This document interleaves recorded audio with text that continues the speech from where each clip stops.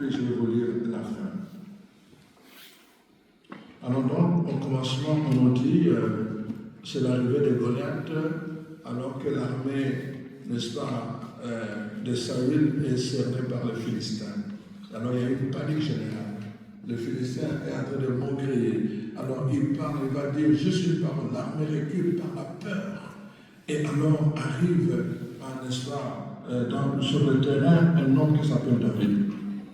Mais David n'arrive pas par hasard. D'abord, un problème qui se déclenche, c'est que le roi a un problème, il est possédé par un esprit. Et quand il est possédé par l'esprit, c'est qu'on lui joue de la musique pour se calmer. Sinon, il est agité, il devient très agité.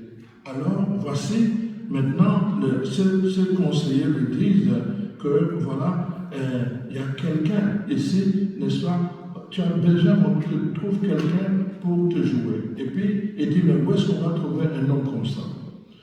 Donc, je suis au chapitre 16, d'abord, verset 13.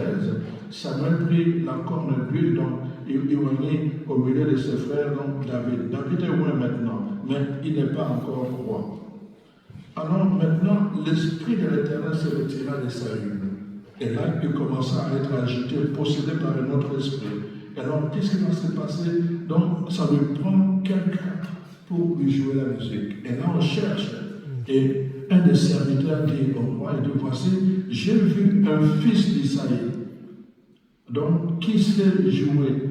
C'est aussi un homme fort et vaillant, un guerrier, parlant bien et d'une belle figure.